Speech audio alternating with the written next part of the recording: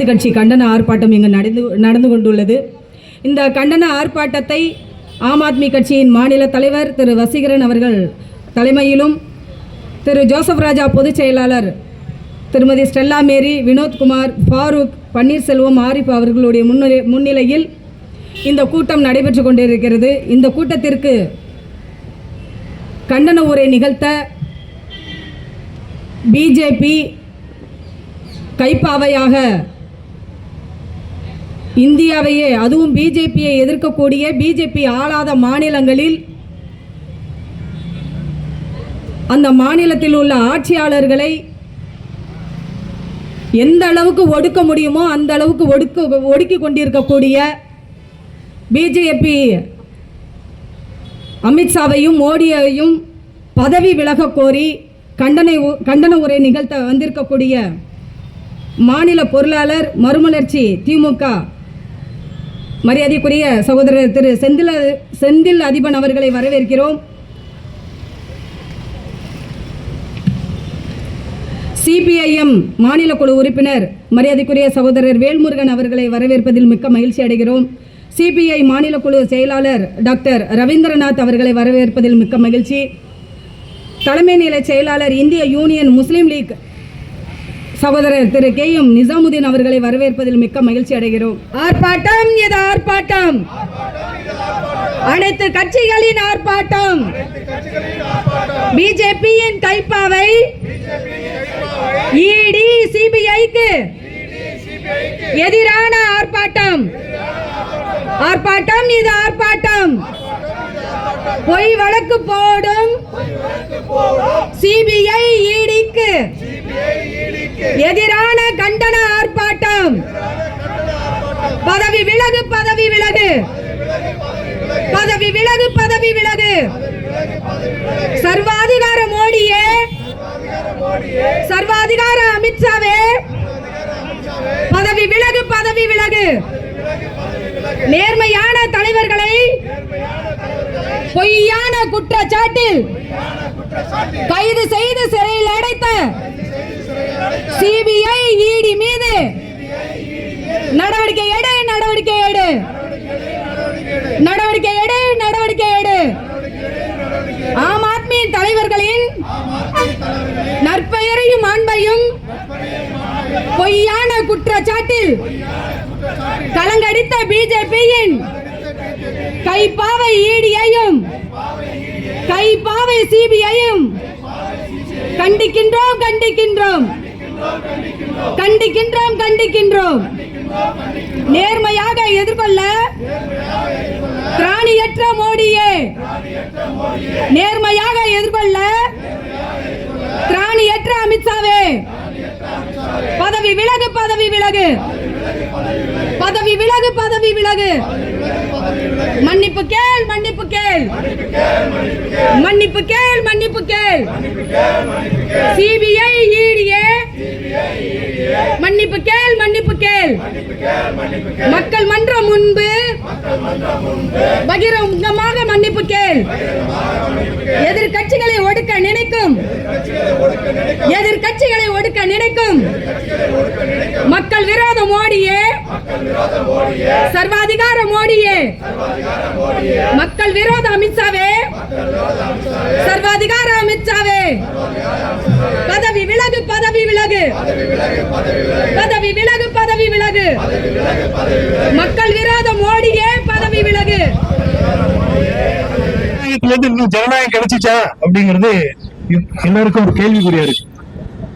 சுதந்திரம் வாங்கிட்டோம்னு சொல்றாங்க, ஆனால் சுதந்திரம் எல்லாரும் கிடைச்சிச்சான்னு தெரியல. ஏன்னா அந்த மாதிரி ஒரு மோசமான ஒரு ஆட்சி இந்தியாவில் நடைபெற்றுக் கொண்டிருக்கிறது. இதை கண்டிக்க வேண்டிய கட்டாயம் இருக்கு.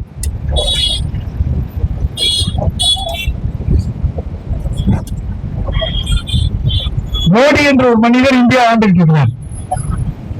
தொடர்ந்து ஒரு 5 ஆண்டுகள் ஆண்டாரு.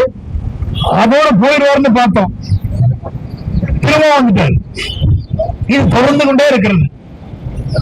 என்னன்னு கேட்டா, இவர்கள் செய்யக்கூடியத மோடின்னு சொன்னாலே ஃப்ராடுன்னு வந்துருச்சு. ஓட்டிங் மிஷின்ல நீ போடுற ஓட்டு நேரம் அவங்களுக்கு தான் போகுதான்னு தெரியல. அப்படிங்கிற சந்தேகம் இன்னைக்கு மக்களுக்கு எல்லாம் வந்துருச்சு. அதோடு மட்டும் இல்லாம அவர்கள் மட்டும்தான் வாழணும், அவங்க மட்டும்தான் ஆட்சியில் இருக்கணும், மக்களுக்கு நல்லது நடக்கணும். என்னைக்காவது எங்கேயாவது ஒரு பிஜேபி காரங்களை பார்த்திருக்கீங்களா? மக்களுக்கான ஒரு போராட்டம் நடத்தி பார்த்திருக்கிறீங்களா? ஒரு தண்ணீர் பிரச்சனையோ, ஒரு மின்சார பிரச்சனையோ, இல்ல வேற ஏதாவது மக்களுக்கு தேவையான பிரச்சனைகளை இதுவரை நம்ம போராடி பார்க்கல. கடவுளுக்கு பிரச்சனை வந்தா மட்டும்தான் போராடுறோம். நாமெல்லாம் என்ன நினைச்சுக்கிட்டு இருக்கிறோம்? கடவுள் தான் நம்மளை காப்பாற்றுறாருன்னு நம்ம நினைச்சுக்கிட்டு இருக்கிறோம். ஆனா அந்த பிஜேபி காரெல்லாம் என்ன நினைச்சிட்டு இருக்கிறாங்கன்னா, கடவுளை தான் இவன் காப்பாற்றுறதா சொல்லிட்டு இருக்கிறான். ராமரை காப்பாத்துறாங்கிறான், முருகரை காப்பாத்துறாங்கிறான். யாராவது நம்ம போய் கடவுளை காப்பாற்ற முடியுமா? இந்த மாதிரி ஒரு சூழ்நிலை. ஆனா யாரை காப்பாற்ற மாட்டாங்க? மக்களை காப்பாற்ற மாட்டாங்க. ஜனநாயகத்துல எதிர்கட்சின்னு ஒண்ணு இருக்கு. அவர்களுக்கு ஆளுங்கட்சின்னு ஒண்ணு இருந்தா எதிர்கட்சின்னு ஒண்ணு இருக்குமா இல்லையா? அந்த எதிர்கட்சி தாங்க நாங்க எல்லாரும். ஏன்னா அவர்கள் ஒன்று செய்யறாங்கன்னா நாங்க மத அரசியல் பண்ணல. மதத்தை வைத்தோ ஜாதியை வைத்தோ அரசியல் பண்ணக்கூடாது. நம்ம எல்லாம் மனுஷனா இருக்கணும். எல்லா மதமும் என்ன சொல்லுது? எவனையும் போய் குத்திட்டு வா, எவனையும் போய் அடிச்சுட்டு வா, எவனையும் கொலை பண்ணிட்டு வான்னு எந்த மதமாவது சொல்லுதாங்க? எல்லா மதமும் மனுஷனாயிருடா, மனுஷனை மதி, மனுஷனை மதின்னு தான் சொல்லு. யாரும் சொல்லல. அதனால நல்ல ஒரு அரசாங்கம் நமக்கு வேணுமா இல்லையா? ஆனா நமக்கு கிடைச்சிருக்கிற மத்திய அரசு எப்படின்னா, இந்த மதத்துக்காரன அடி, அந்த மத கலவரத்தை தூண்டு, அரசியல் மக்களுக்கு நல்லது செஞ்சு அரசியலுக்கு ஆட்சிக்கு வர்றாங்க ஒரு இயக்கம் அது இல்லை. டெல்லியில நாங்க ஒரு நல்ல ஒரு ஆட்சி, மக்களால் தேர்ந்தெடுக்கப்பட்ட ஒரு ஆட்சியை எங்களுடைய அன்பு தலைவர் அரவிந்த் கெஜ்ரிவால் கொண்டு வந்தார். வந்ததுல இருந்துங்க அவர் சிந்திச்சது எதை பத்தியும் இல்ல. மக்கள் தண்ணி குடிக்கிறானான்னு கேட்டார். முதல்ல வீட்டுக்கு வீடு பைப்பு போட்டு 20 டெல்லியில மாசம் இதுக்கே 3000 5000 செலவு பண்ணிட்டு இருந்தாங்க. ஒவ்வொரு வீட்டுல குடிக்கிறதுக்கு தண்ணி செலவு பண்ணிட்டு இருந்தாங்க. அதை மாற்றி என்ன பண்ணாரு? வீட்டுக்கு வீடு பைப்பு தண்ணி போட்டு 20,000 லிட்டர் தண்ணி ஒவ்வொரு வீட்டுக்கும் இலவசமா வரும் தண்ணியை கொடுத்தாரு. ஜனங்கள்லாம் ஆச்சரியப்பட்டு போயிட்டான். என்னடா அது, வீட்டுக்கெல்லாம் தண்ணி தானா வருது. அடுத்தது பார்த்தாரு, எங்கள் வீட்டு பிள்ளைன்னு நிறைய பேர் ஓட்டு கேட்பான், கேள்விப்பட்டிருப்பீங்க.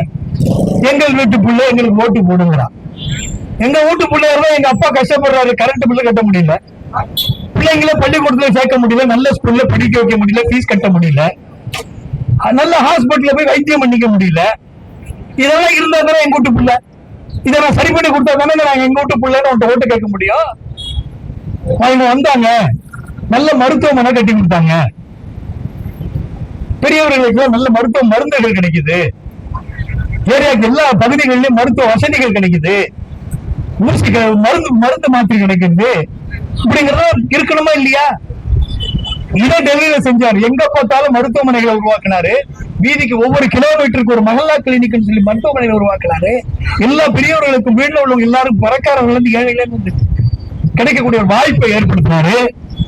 அதே போல அது மட்டும் பத்தாது, ஒரு நாடுன்னா அரசாங்கம்னா படிப்பை கொடுக்கணும், இலவசமா கொடுக்கணும். படிப்பை கொடுத்தாரு. பெரிய பெரிய பள்ளிக்கூடங்கள், தனியார் பள்ளிக்கூடங்களை விட சிறப்பான பள்ளிக்கூடங்கள் எல்லாம் கட்டினாரு.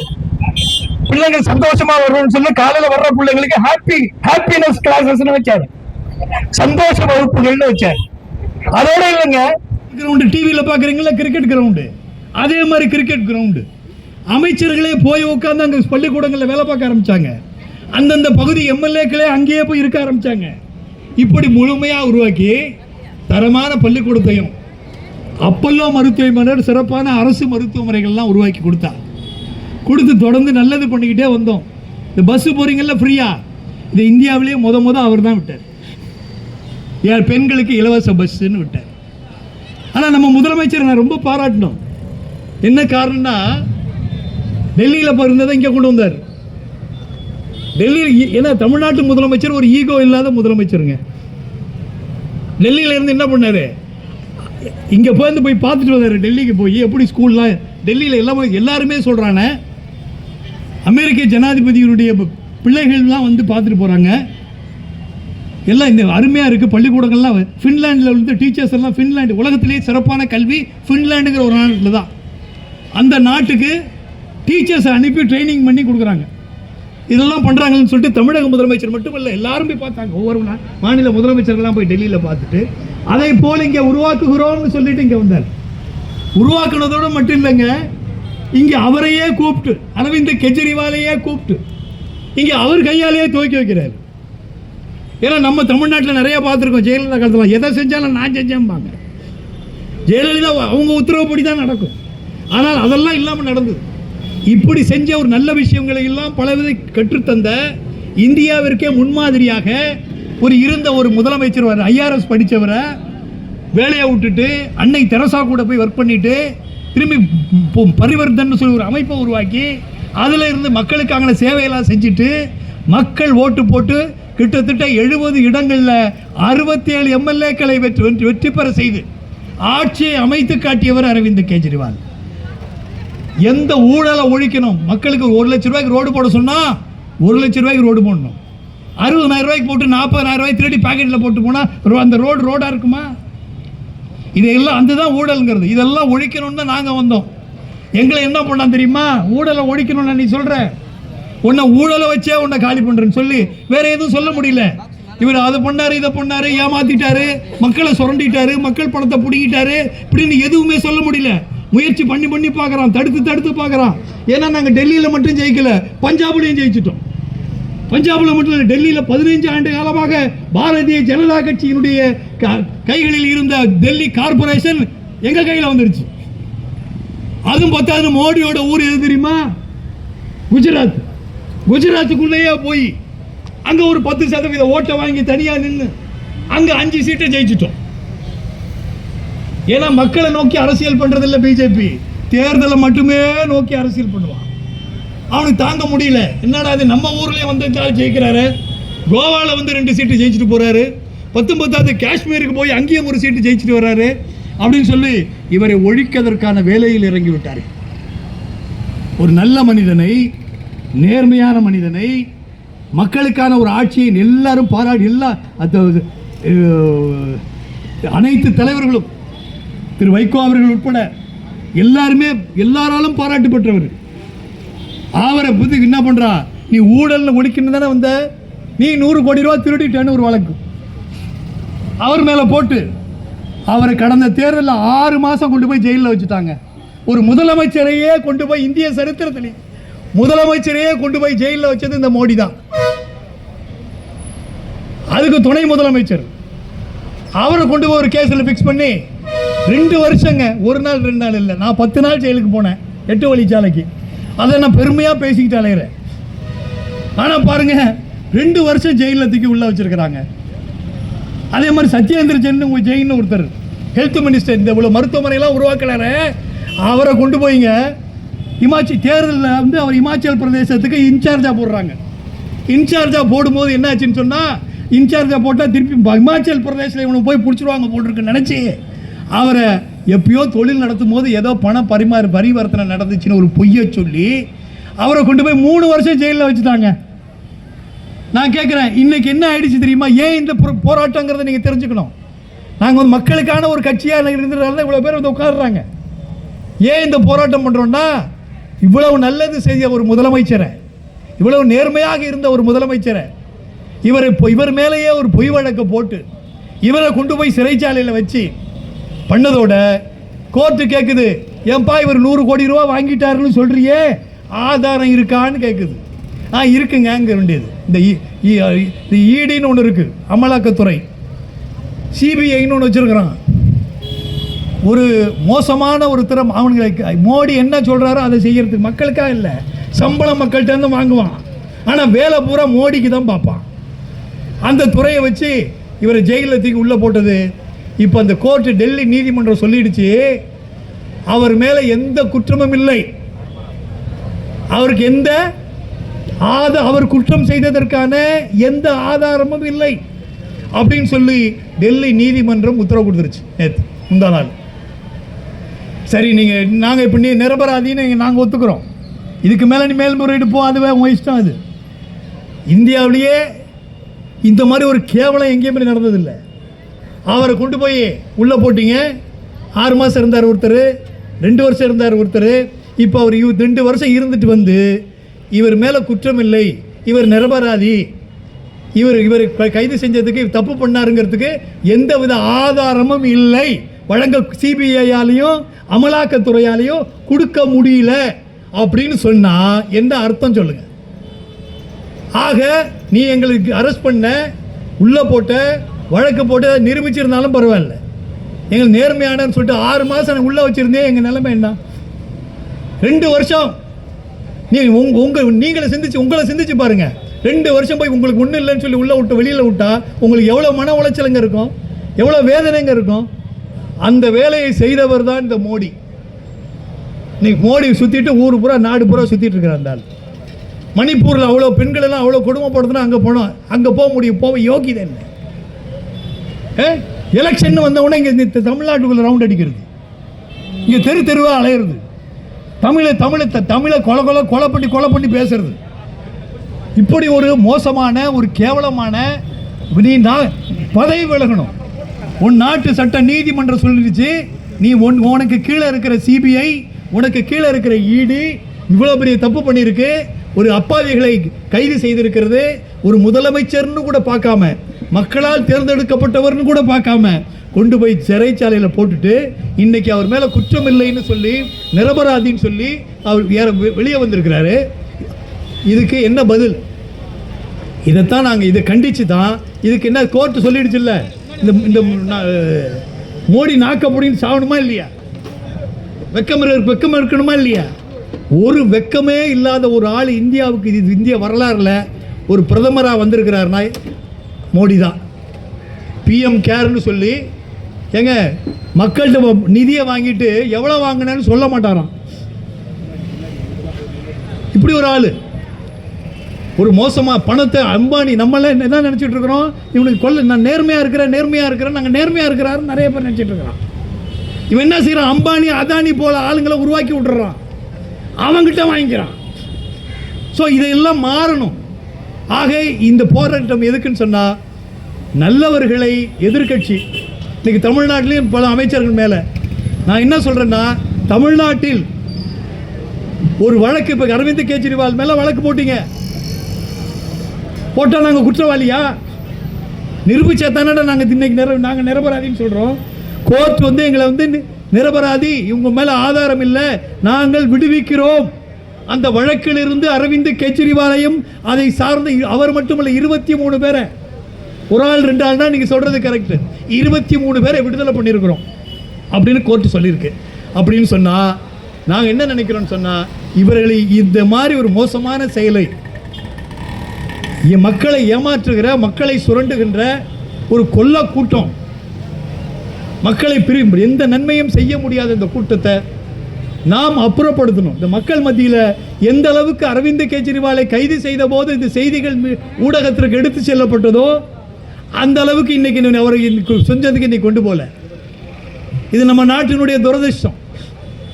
ஆகையினால நாங்கள் தமிழக ஆம் ஆத்மி கட்சி சார்பில் அனைத்து கட்சியை ஏன் அழைக்கிறோம்? எதை சொல்ல வந்தேன்னு சொன்னால், குற்றவாளின்னு குற்றவாளி தான் சொல்ல முடியும், தண்டிக்கப்பட்டவர் இல்லை. யாரும் ஒருத்தங்களை போய் சிபிஐன்னு ஒன்று, சிபிஐயோ அமலாக்கத்துறையோ ஒன்று கைது பண்ணிடுச்சுன்னா உடனே ப்ரொபகண்டா பண்ணுறான், ஊழல் பண்ணிட்டாரு, இவ்வளோ கோடி அடிச்சுட்டாரு, இவ்வளோ 1,75,000 அது இதுன்னு பண்ணிக்கிட்டு இருக்கிறான். நான் தெளிவாக சொல்கிறேன், இன்னையிலேருந்து எந்த கட்சியாக இருந்தாலும் சரி, அவர்கள் நிரூபிக்காத வரை அவர்கள் குற்றவாளிகள் இல்லை. அது திமுக இருந்தாலும் சரி, எந்த கட்சிகளாக இருந்தாலும் சரி, ஆம் ஆத்மியாக இருந்தாலும் சரி, நிரூபிக்காத வரை அந்த கட்சியை ஊழல் கட்சி என்று சொல்வது தவறு. யாரா திமுக யாரு சொல்லு, நிரூபிக்கப்பட்டது யார் சொல்லு? அண்ணா திமுக சொல்லவா? அண்ணா திமுகவில் தனக்கு அதிகமாக சொத்து சேர்த்தவர் ஜெயலலிதா. ஜெயலலிதா சொத்து, மக்கள் பணத்தை சுரண்டி கொள்ளையடித்திருக்கிறார். அதனால தான் அவருக்கு கிடைத்ததுதான் தண்டனை. மைக்கேல் டி குன்கான் ஒருத்தர் கொடுத்தாரா இல்லையா? ஆகையினால் நாங்கள் தெளிவாக சொல்கிறோம், தயவு செய்து இது போன்ற பிரச்சனைகளை எங்களுக்கு இந்த கூட்டணி கட்சிகள் எல்லாம் ஒத்துழைக்க வேண்டும். தொடர்ந்து இது போன்ற தமிழகத்தில் நடக்கக்கூடிய தேர்தல் வரை நடக்கக்கூடிய இந்த மாதிரி அதிகார துஷ்பிரயோகங்கள் அதிகமாக நடக்கும். ஏன்னா இப்போ காங்கிரஸ் காலத்தில் வந்து தமிழ்நாட்டுக்கு முதலமைச்சராக கலைஞர் கூட இருந்திருக்கிறாரு. எவ்வளோ பேர் இருந்திருக்கிறாங்க, பெரிய விஷயம் இல்லை. காங்கிரஸ் ஒரு மிதமான கட்சி தான், 1000 தான் மிசா கிசா கொண்டு வந்திருந்தாலும் கூட அந்த காலத்தில் ஒரு முதலமைச்சராக இருந்து செயல்படுறதுங்கிறது ஓரளவு சமாளிக்க முடியும். ஆனால் இந்த சர்வாதிகார ஆட்சியின் காலத்தில் இருந்து ஒரு முதலமைச்சராக இருந்து செயல்படுவது என்பது சாதாரண விஷயம் இல்லை. அதற்கு பெரிய உதாரணம் திரு மு.க. ஸ்டாலின் அவர்கள். அதற்கு பெரிய உதாரணம் நாங்கள் பாதிக்கப்பட்ட நாங்கள். ஏன்னா நாங்கள் உங்கள் அளவுக்கு பெரிய அளவில் பாரம்பரியம் உள்ளவர்கள் அல்ல. மக்கள் பிரச்சனை அரசியல் கட்சியில் இருந்துட்டு வந்தவங்க இல்லை. நாங்கள் புதிதாக வந்து ஒரு கட்சியை மக்கள் கஷ்டப்படக்கூடாது, நேர்மையாக இருக்கணும்னு உருவாக்கப்பட்ட ஒரு கட்சி. எங்களை டெல்லியில் நாங்கள்லாம் நினச்சிக்கிட்டு இருந்தோம் இந்த ஓட்டு மிஷினில் தான் ஏமாற்ற போகிறான்னு நினச்சோம். அப்புறம் தான் தெரிஞ்சது எஸ்ஐஆர்னு ஒன்று கொண்டு வந்தான். அந்த எஸ்ஐஆரில் கிட்டத்தட்ட 39,000 வாக்குகள் அரவிந்த் கெஜ்ரிவால் போட்டியிட்ட டெல்லி தொகுதியில் நீக்கி இருக்கிறார். எப்படா ஜெயிக்க முடியும்? ஒவ்வொரு தொகுதியிலும் 5000 வாக்குகள் 10,000 வாக்குகள்ங்கிறத இந்த மோடி ஃப்ராடு கும்பல் நீக்கி இருக்கிறது. அதனால டெல்லியில் நாங்கள் தோற்கடிக்கப்பட்டிருக்கிறோம். அங்கே எங்களை ஒரு எக்ஸ்பெரிமெண்ட் பார்த்துட்டான். அந்த எஸ்ஐஆர் அவனுக்கு சில யுக்திகள் வைத்திருக்கிறார்கள். என்ன யுக்தின்னு சொன்னால், முதல்ல ஓட்டு மிஷினில் வந்து பார்ப்பான், அப்புறம் எஸ்ஐஆரில் வந்து பார்ப்பான், அடுத்தது இமேஜை டேமேஜ் பண்ணுவான் கேஸ் போட்டு. அரவிந்த் கெஜ்ரிவால் திருடிட்டாரு, அரவிந்த் கெஜ்ரிவால் கொள்ளை அடிச்சிட்டாரு, இப்படி ஒரு இமேஜை எலெக்ஷன் நேரத்தில் தான் பண்ணுவான். மற்ற நேரத்தில் பெருசாக பண்ண மாட்டான். டெல்லி எலெக்ஷனில் எங்களுக்கு பிரச்சாரம் பண்ணவே விடல. அந்த நேரத்தில் கைது பண்ணுறான், கொண்டு வந்து விடுறான், திருப்பி கொண்டு போய் உள்ளே போங்கிறான். அப்படிப்பட்ட அடாவடிகளை கொடூரக்காரர்கள் இப்போ எப்ஸ்டீன் ஃபைல்ஸில் மாட்டிக்கிட்டு இருக்கிறான் கேவலமாக. அந்த மாதிரி கொடூரங்கள் இன்னைக்கு அந்த மாதிரி மூணாவது வந்து இப்போ என்னன்னு கேட்டால் இமேஜ் டேமேஜ் பண்ணுற வேலையில் இறங்கியிருக்கிறாங்க. அந்த வகையில் இன்னைக்கு தமிழ்நாட்டிலும் அந்த செயலை செய்ய துணிந்திருக்கிறார்கள். அதனால் எதையும் தயவு செய்து பொதுமக்களை பார்த்து கேட்கிறோம். இவனுக்கு இந்த இடி சிபிஐ இந்த பாவம் இந்த ஏஜென்சிஸ் எல்லாம் செய்கிற வேலைகளை வைத்து ஒருவரை குற்றவாளி என்று நாம் முடிவு செய்துவிடக்கூடாது என்பதற்காகத்தான் இந்த நாங்கள் மக்களுக்கு எடுத்து சொல்லிட்டு வர்றோம். அந்த வகையில் இந்த தரம் தாழ்ந்த மனித குலத்துக்கு எதிரான இந்த பாரதிய ஜனதா கட்சி வீழ்த்தப்பட வேண்டும். நீதிமன்றமே வழக்கில் இருந்து திரு அரவிந்த் கெஜ்ரிவாலை விடுவித்திருக்கிறது. அப்படி விடுவித்திருக்கும் போது இதற்காக இது ப்ராசஸ்ன்னு கேட்டாங்க. இப்போ கூட மீடியாவில் இதெல்லாம் ஒரு ப்ராசஸ் தானே சார்? எல்லாரையும் இப்படி தான் அரெஸ்ட் பண்ணுவாங்க. அரெஸ்ட் பண்ணிட்டு திரும்ப இது காலங்காலமாக நடக்குது. இது காங்கிரஸ் எந்த காலத்தில் நடந்தாலும் தப்பு. அது தவறான வழிமுறை, அதை ஏற்றுக்கொள்ள முடியாது என்கிற சூழலை தமிழகத்தில் மட்டுமல்ல இந்தியாவில் வருங்காலத்தில் உருவாக்கப்பட வேண்டும். அதனால் இதோடு என்னுடைய தலைமை உரையை நிறைவு செய்கிறேன். எனக்கு முன்னால் பேசுகின்ற பொழுது மரியாதைக்கு திரு வசீகரன் அவர்கள் சொன்னார்கள், ஆளுங்கட்சி என்று ஒன்று இருந்தால் எதிர்கட்சி என்று ஒன்று இருக்கத்தான் செய்யும் என்று சொல்லி அவர் சொன்னார். பிஜேபியை ஒரு ஆளுங்கட்சியாக ஏற்றுக்கொள்ள முடியாது. பிஜேபியை ஒரு அரசியல் கட்சியாக ஏற்றுக்கொள்ள முடியாது. பிஜேபி என்பது ஒரு ஆர்எஸ்எஸ் மதவெறி பிடித்த அமைப்புடைய ஒரு அரசியல் பிரிவு தான் பிஜேபி. பிஜேபி என்பது சுதந்திரமான அரசியல் கட்சி அல்ல. திமுகவை போலவோ இந்திய கம்யூனிஸ்ட் கட்சி போலவோ அல்லது மார்க்சிஸ்ட் கம்யூனிஸ்ட் கட்சி போலவோ அல்லது விடுதலை சிறுத்தைகள் கட்சி போலவோ அது அரசியல் கட்சி அல்ல.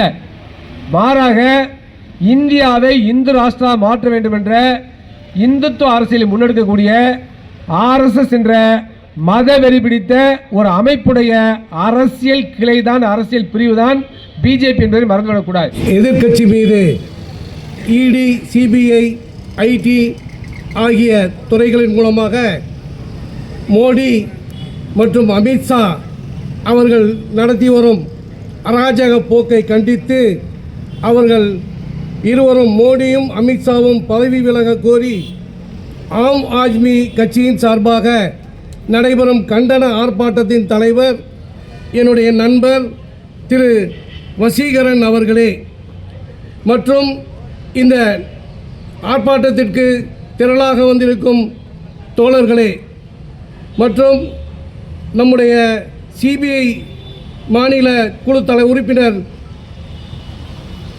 வேல்முருகன் அவர்களே மற்றும் சிபிஐ உறுப்பினர் டாக்டர் ரவீந்திரநாத் அவர்களே மற்றும் இந்த ஆர்ப்பாட்டத்திற்கு கண்டித்து